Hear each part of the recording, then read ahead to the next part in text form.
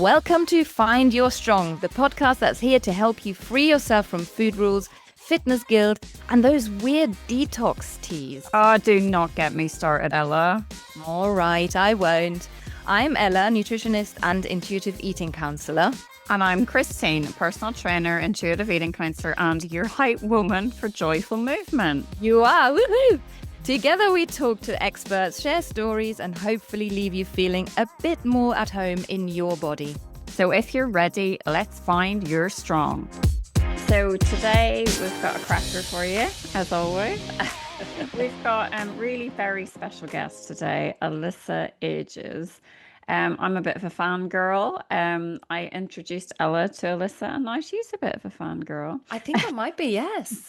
She's amazing. Yeah. Do you want to sort of read the bio a little bit? And then Yeah, sure. So Alyssa is a journalist, actually, and her work has appeared in the New York Times, GQ, Elle, The Globe and Mail, and other publications. She's the author of a really cool book that I haven't read, but Christine has and absolutely raves about. And the book is called Secrets of Giants, A Journey to Uncover the True Meaning of Strength.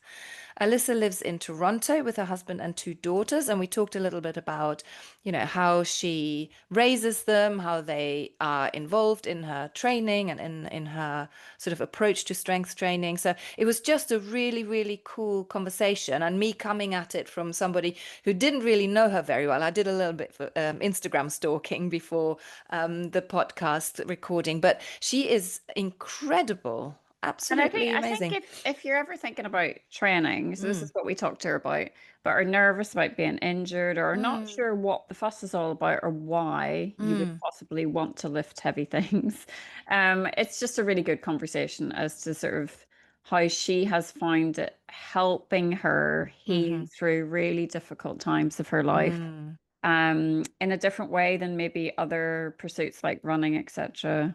Yeah.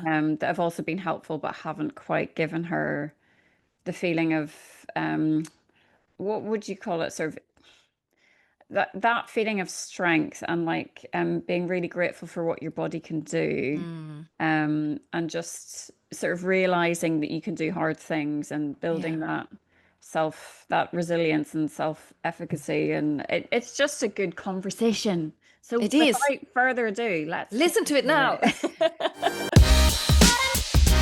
Very, very warm welcome to you, Alyssa. We are so excited to speak with you today. We have one long-term fangirl called Christine and me, who's a newbie, but we're both completely in awe of you. And we'd love to talk to you about your story, your book, and we've got loads of questions that we want to ask you. So maybe we'll start at the beginning, and maybe you can share a little bit about how you got into strength training and how you ended up pulling a bloody truck.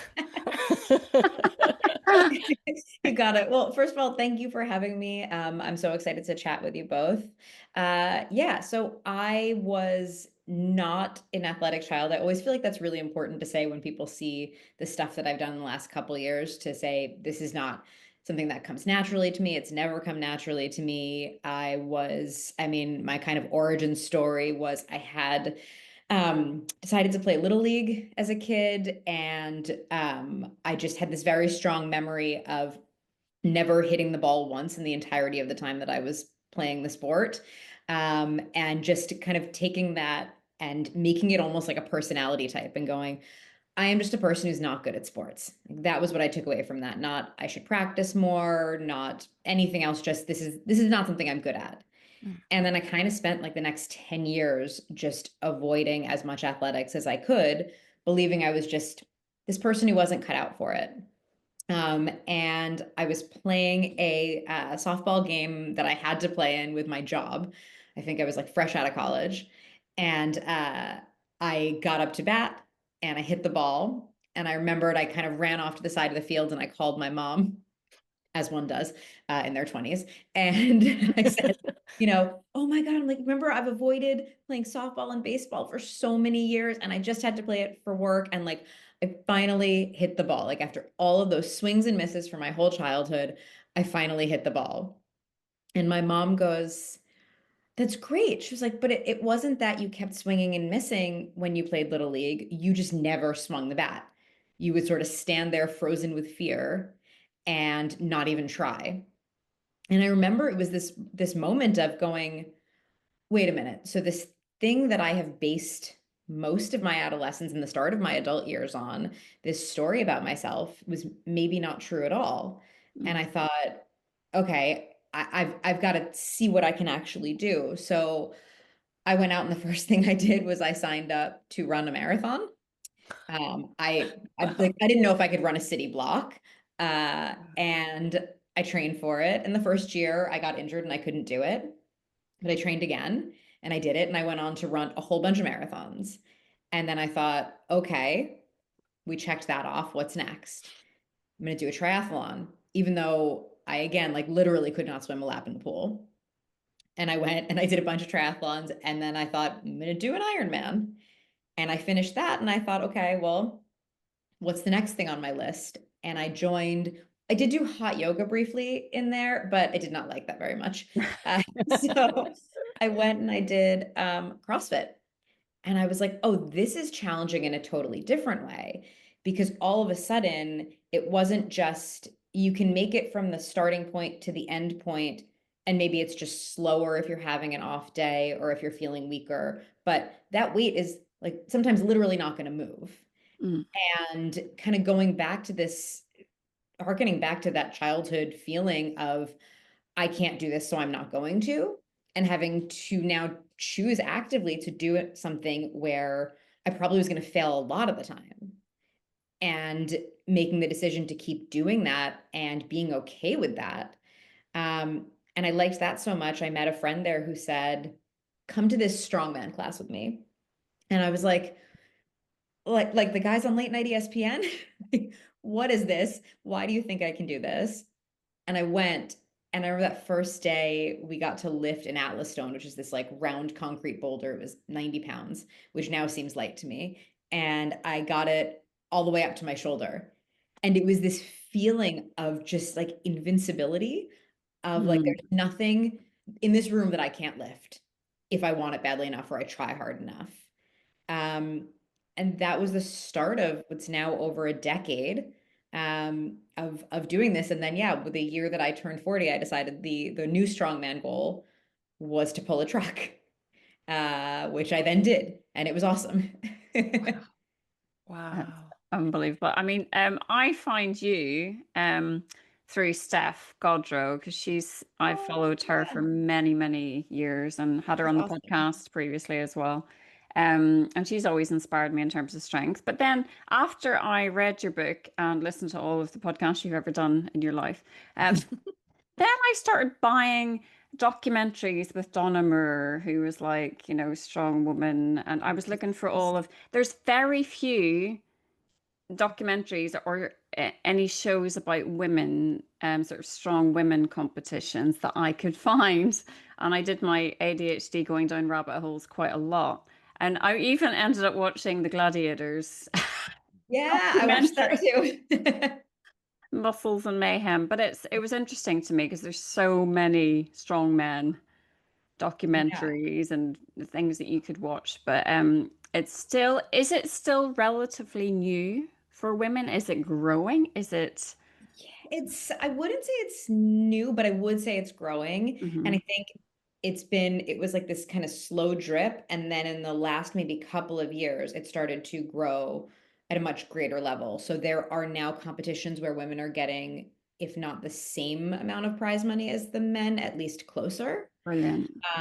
There have been some where they put the women right on the stage with the men. So we're not like, kind of an afterthought. And then I think you have a lot of women who are like Donna Moore, Chloe Brennan, Andrea Thompson. There's a lot of these women Yeah. who are also actively out there making it a point to Hmm. bring strong women to the forefront and to a little bit more media coverage as well. So yeah, I think it's growing. I mean, listen, it's a weird niche sport. It's never, I think, going to take off in the way as something like CrossFit has. Mm. Because it's a little grittier too. Yeah. Mm. And it's strong CrossFit gyms, for all of their grittiness, like there's still, it's in a nice room and there's, the nice gym padding on the floors and the whatever. And, strongman, a lot of it is cobbling stuff together in your garage, asking your welder friend to make you this weird implement because you can't find it anywhere else.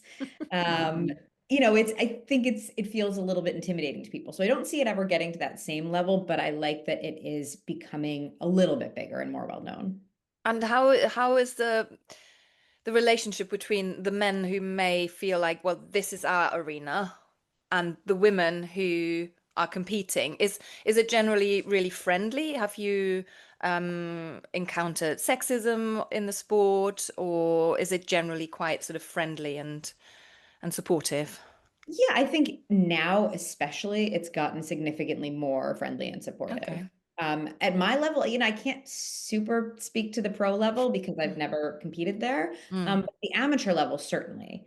Hmm. You are, I think there's not a lot of ego at the amateur level because we are all competing in like the parking lot of a strip mall. Right. You can't think all that much of yourself in that scenario. And I mean, listen, I love watching the strongmen and the strong women. I think both are amazing. But there's something for me about watching strong women compete that I feel like is particularly exciting because you're seeing women who are doing something we've been traditionally told we shouldn't do Yeah. and are doing it to this extreme level. And so Mm. when they're lifting hundreds and hundreds of pounds, there's something more exciting about that to me. Mm. Yeah, absolutely. There's a significance to that you don't necessarily have with men who are expected to be strong, so stereotypically. Yeah. Whereas for women, as you said, it's not something that is associated with a female person, Yes. sadly. Yes. So yeah, that makes complete sense. There's I is it mailman? Would you say mailman rather than postman? Oh, like the person who delivers my mail? Yeah, yeah. Is it Mailman, I guess. mailman? Yeah. So we say Yeah. postman. I had a Oh, story. Sorry, there was the reason.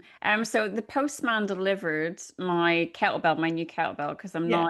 I'm thinking of competing in kettlebell sport. I'm not going to do strong woman because I can't. I'm not good at welding or anything practical. But the idea of but I love a kettlebell, and they've got a little niche kettlebell sort of amateur championships, and it's all Yeah. very exciting. But the postman delivered a kettlebell to my door, which was only 14, 16K. Yeah. Um, and he was like, "Oh, careful, love. You won't be able to lift that. It's really heavy." And I was just like, Yeah. no, no, no, it's fine. I can lift it. I can lift it. But he was like, oh no, I'll help you in. And he was trying to be nice and all of that. But Yeah. it was just more the assumption, oh, there's Mm. no way you could lift it because you're a woman. Oh, yeah. Mm. Listen, I still get that in the gym. I'm taking plates off of a barbell that I've just lifted for several sets. And I have someone go, do you want some help with that? And I'm like, Mm. I just, if I could bring it over here, put it on the barbell, lift it a bunch of times, do you think that maybe I can just take one of them off myself? And again, I know there's a level of trying to be nice. Mm. Where did I have a similar thing? I went to go buy sand for one of my sandbags, and it was like a 50-pound bag of sand from the hardware store. And the guy was like, "Oh, let me help you with that out to your car." And I'm like, "I'm good. Like, I got it."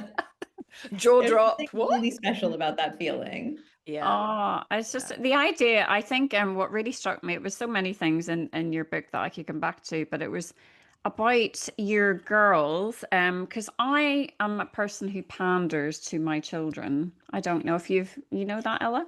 And I don't, I'm afraid. Can't. something that the yeah, something that you said was like if your children were trying to open something, you would Yeah. go, "Have you tried it Yeah. first?" So you would kind of say, "No, you try it, and then if you can't do it, okay, fair enough." But it made me go, I need to do that Yeah. more. Do you know what I mean? It's about giving them agency and actually belief that they can do hard things and build the resilience in them. Um, and I have a tendency to try and take their load away from them. And it just, it hit me like a ton of bricks. I was like, wow. That's something Yeah. which, I think listen, I think we're hardwired to do that as parents, right? Like yeah. our job is to take care of them.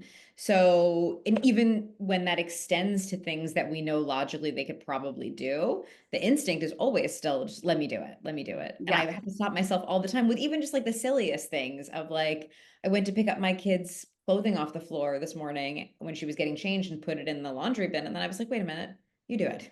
You do it when you're done. Like, Mhm. you don't need me to do this for you. And then it goes as far as things like I did a mud run with my older daughter this summer. And I had said to her at the beginning, you know, we are allowed to skip obstacles. So anything that you feel like is maybe too much, we can skip. And I actually almost regretted saying that, but she didn't end up skipping anything.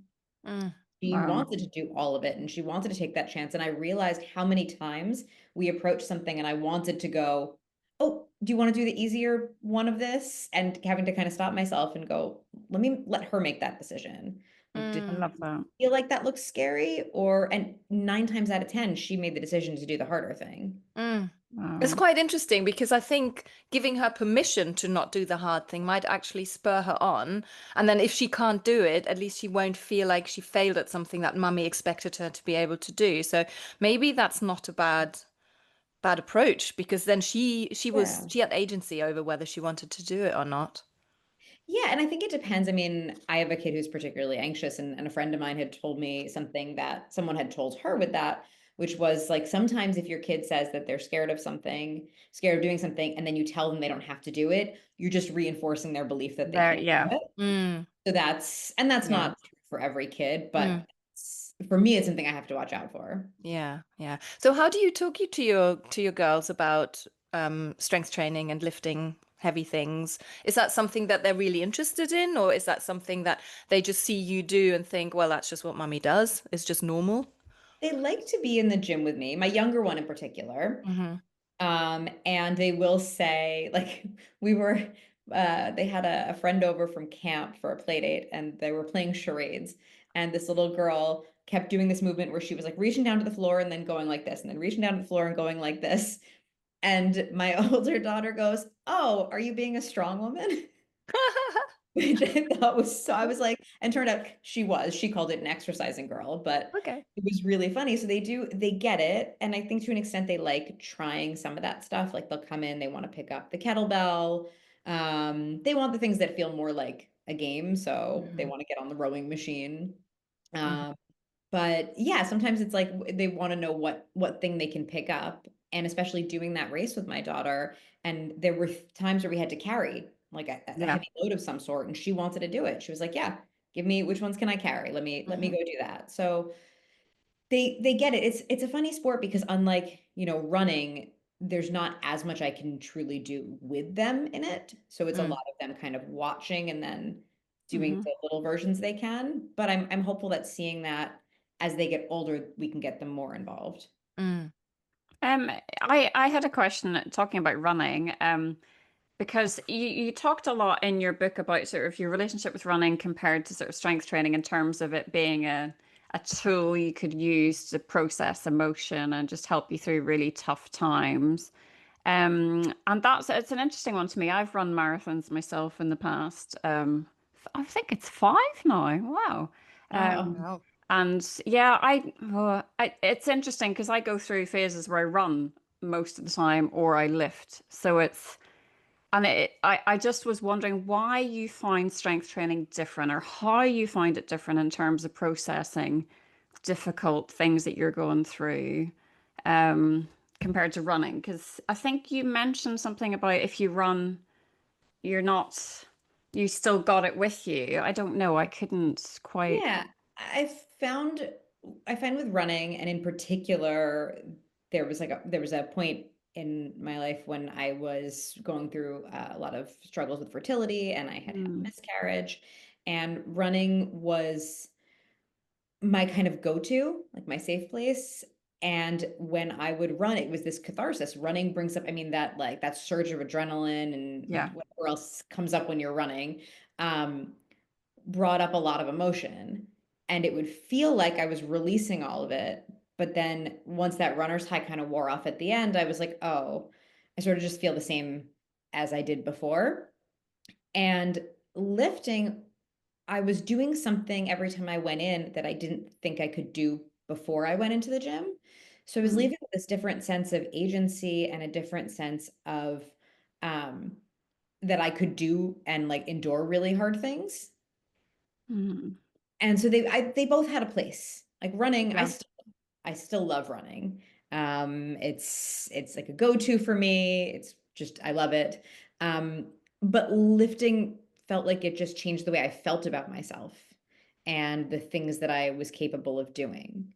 And Right. there was this one, and I write about this in the book, but there was this moment where I was interviewing somebody who does something called trauma-informed weightlifting. So she works with people who have gone through some sort of trauma and helps them learn to heal from that through lifting weights. Wow. And that is very much about kind of meeting people where they're at. So sometimes having a weight on your back can actually be too much for somebody who's gone through something major. But for me, one of the things I realized from that conversation was that when I was going into the gym post miscarriage and I was deadlifting, and I was doing a heavy deadlift and I had to wear like a big, weight belt. To do that safely, I had to take this deep breath and I have to brace my core and I have to feel my abdominals Mm. pushing up against this belt. And I have to believe when I'm doing that, that this part of my body that had felt like a home to kind of sadness and weakness and vulnerability and brokenness could also actually still be strong. Mm. And I didn't know that at the time, that that was probably part of the healing process. And I only learned that afterwards in researching and writing the book. And it was this kind of revelation of, oh, that's why it made so much sense. That's why it was so powerful. Um, and that was really cool to learn. That's beautiful. That is. That's such a powerful connection to your core. Mm-hmm. Um, yeah, I- And that's I also really appreciated you in the book talking so openly about your miscarriage because so many women have experienced it but don't talk about it, and there's so many women carrying that around, and Yeah. mm. it is such a loss and it's such a hard thing to go through. And it just felt you have to read the book, Ella. I do. Yeah, I know. It's definitely it's on my I'm list. I'm gonna gonna get get it. Ella into strength training by the end of this podcast. Yeah, I Um, love it.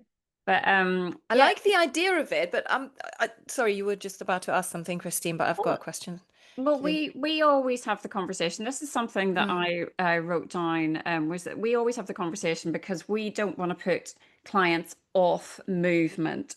And we Mm. want to, a lot of our clients have quite difficult relationships with movement. mm, And it's always that fine line between pushing yourself, challenging yourself, punishing yourself. When is too much? When is it enough? When is it too much? And I struggle to tread that line because I naturally want to challenge myself and often end up doing too much and then I'm exhausted but it's how do you tread that line yourself? Yeah, I mean, one of the things I don't, so I've been competing in the sport for a really long time, and I stopped for a couple of years having kids, and then for the few years afterwards, and then I came back to it a few years ago, and I just very recently made the decision to take a break from competing. So still training, strongman is still the sport that I love, still lifting all the weird stuff, but I was kind of like feel like I'm continuing to force this part of the sport that is just like more than I need for myself right now. I don't why am I pushing myself to a level to compete at this when I just want to continue to grow and change in it and get better at it? Um, but it's a line that like for a long time, I mean, you heard me kind of listing off all the extreme sports that I've done. I didn't know how to toe that line for a very long time. And some of that I think has just come with age of going, you can do this and it doesn't have to be who you are. It can be like a Yeah. thing that you do and mm, not define your personality. And when I realized for me in particular, I was kind of like, oh, strength has now become both my hobby and my job. And I need it to be one of those things and not both. mhm. Um, So for me, I kind of was like, okay, well, I'm going to continue writing about this and talking about this, but I don't think I have to compete in it in order to have have what I'm doing have value.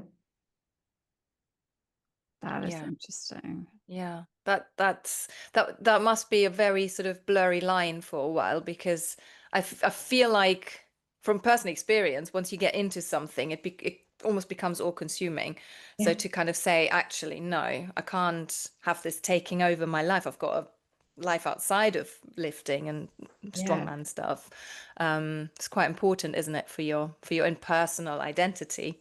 Yes, absolutely. Yeah, and Mm. listen, I think you can take any sport that is at its nature a little bit extreme, you can very easily take to extremes, Yes. Mm. right? And that works for some people, doesn't work for some people. Mm.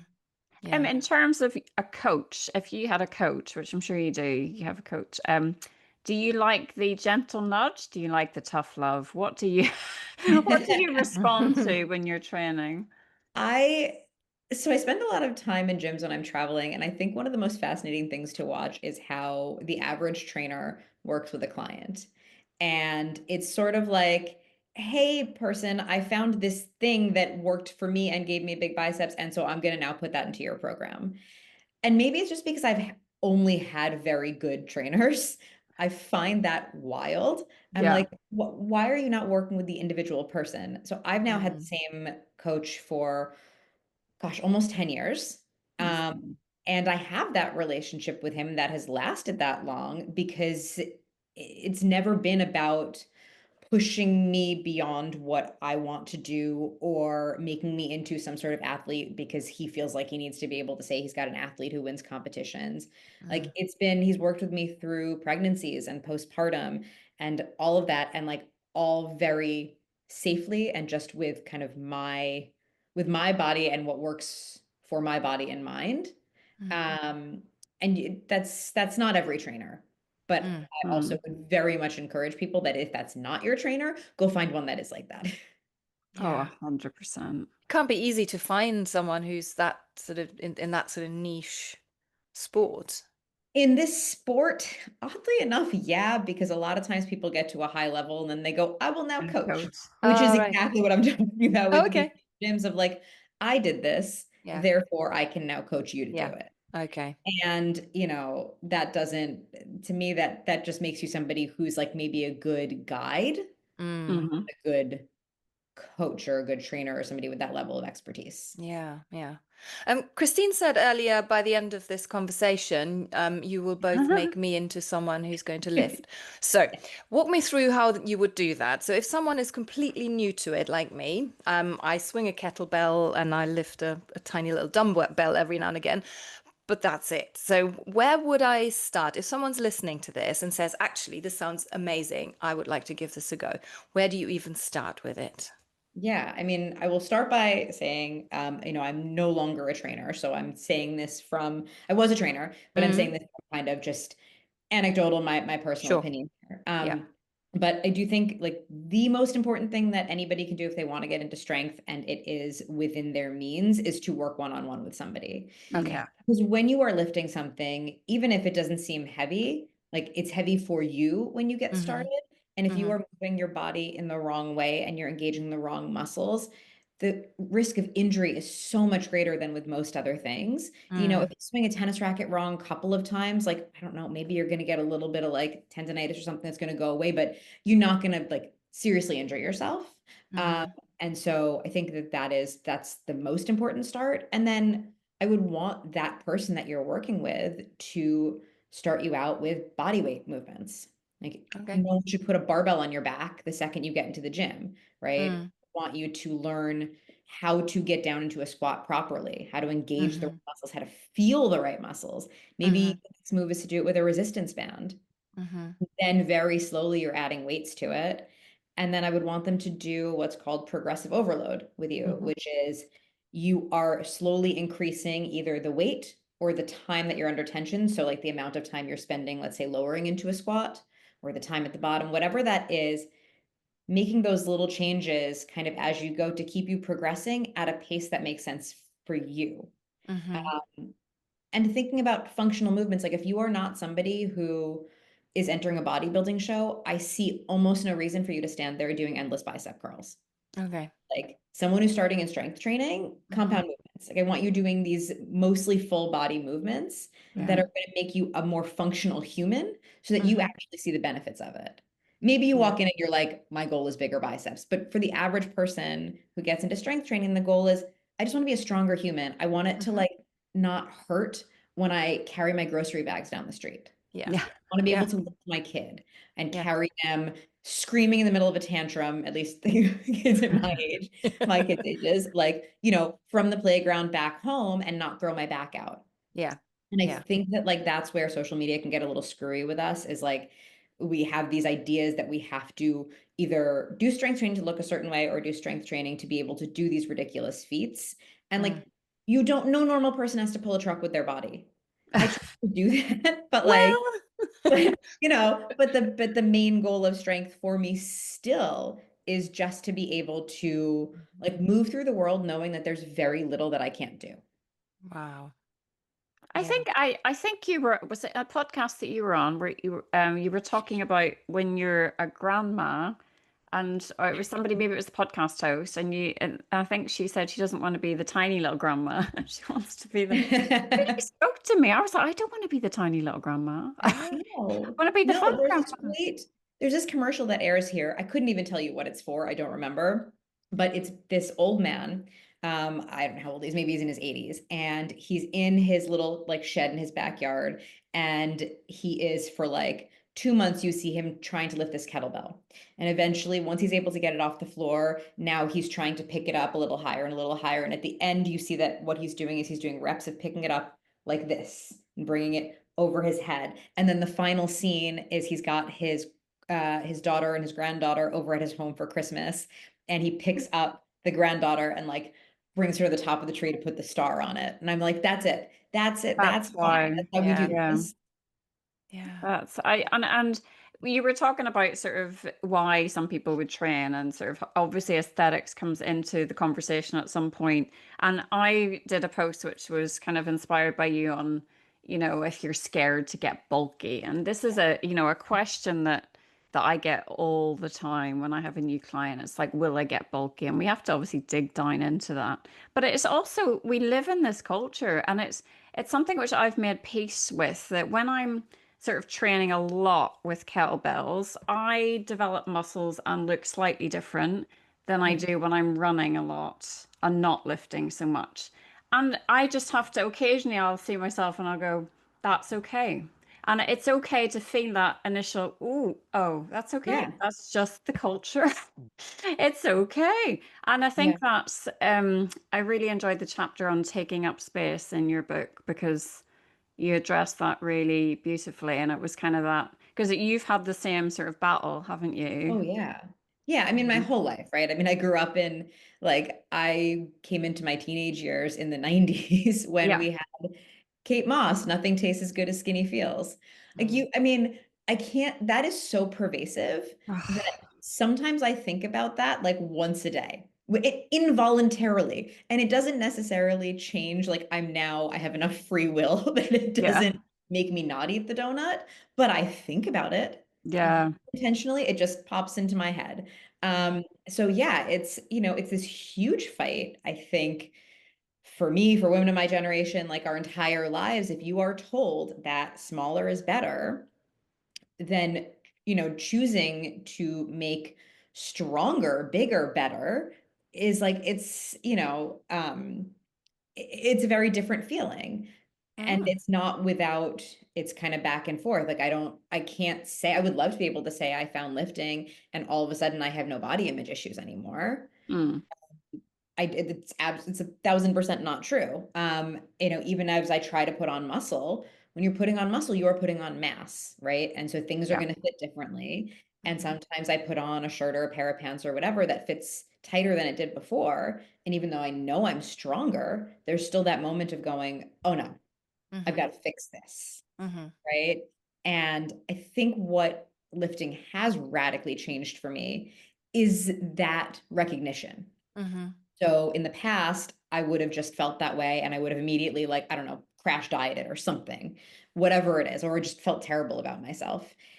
And lifting has given me the ability to have that feeling, but then go, let's look at that. let's dissect that. Why do you feel that way? And then kind of talk myself away from it as best as I can. Yeah. Um, so that I think that's the big shift. Yeah. So not acting on that thought and making Yeah. it your story, but just being curious about, oh, okay, there's that thought about my Yeah. body, and I'm Yeah, going to sit with exactly. it. Yeah. Yeah. And it's for me, it's also just really important because of my daughters. You know, Yeah. Mm. I Yeah. don't want them to have, they're going to have those feelings at some point. You know, Mm. girls in the world, Of what course. are we going to do? But, Yeah. at some point, social media is going to get them. Yeah. Um, but for now, I try to have conversations around, and it gets like hairier and hairier as they understand more, but just Yeah. around like, foods are not inherently bad or good. And, it's, we had the funniest conversation where they can both read now. One of them picked up a ketchup bottle, and the ketchup bottle, for some reason, had in huge letters, like, only 20 calories per serving. And my older daughter said, "What's a calorie?" And I was like, okay, I can get this. Oh. I can It's get too this right. soon. Said, Yeah. thank God she'd not heard of it before, but I said, well, calories are energy. Mm. And she thought about that for a second. And she goes, we should probably not give that to Isabel, her younger sister. We should not let her have ketchup for dinner. I was like, why? She goes, because you always say you don't want her to have too much energy before she goes to bed. I was like, Oh, that's perfect. That is good. Let's go great. with that as the Let's understanding. stick with that for now. Excellent. I absolutely love That's that. Yeah. I have my eldest daughter is she's 17, so nearly 18, and she was doing really big exams in the UK called GCSEs. And you worry about your kids when they're that age. But before her exams, she would sit down to the biggest meal I've ever seen. And she would have potato waffles, she'd have the whole lot of stuff. And she's like, I don't want to be hungry and I need the energy to think for my brain and it Wow. was just matter of fact like that. It was, I need this food because I certainly don't want to be hungry in the middle of my exam. And Yeah. it just made me go, oh, the relief. It's just to see your child kind of enjoy food and see the Yeah. relation to how it makes her feel and how it, do you know what I mean? It translates into her feeling better and being able to concentrate more rather than what is this going to do to, it was just a lovely thing. Yeah. Yeah. And listen, they're all going to hear about it in some way or another. But if they have the basis of knowing at least that, like, the most influential person in their life, Mm. as long as we are the most influential people in their lives, feels a certain way, Yeah. then I think that that's the best job that we can do. Yeah. Yeah, you're so Absolutely. right. We can't shelter them from what's going on Their outside, and nature. their, diet culture is rife and they will encounter all of those things. Oh, yeah. But if they have the basis and the foundation of actually, it will be in the back of their minds, and that's, as you said, that's the best we can do, really. Yeah. Um, Yeah. Alyssa, what is your next step in terms of writing? So I absolutely love your writing and I would like to read more. So if you could write some more books, that would be brilliant. But what have Um, you got planned? Do you sort of do mainly articles for papers or for what is your kind of mainstay at the minute? Yeah. That's the bulk of my work now is the journalism, is freelance journalism. So I write a decent amount for the New York Times, for their Well Oh. section. I write for the Globe and Mail, which is sort of Canada's New York Times, I guess. Oh. Um, and then I write for Outside Magazine, and I occasionally do features I just did something for GQ and something for Men's Health UK as Oh. well. So that's the bulk of it. And then I've actually gotten into ghostwriting, because I love writing books, but I don't have anything in mind to write another one of my own. But so it gives me that kind of opportunity to dig into a bigger project without having it be my thing.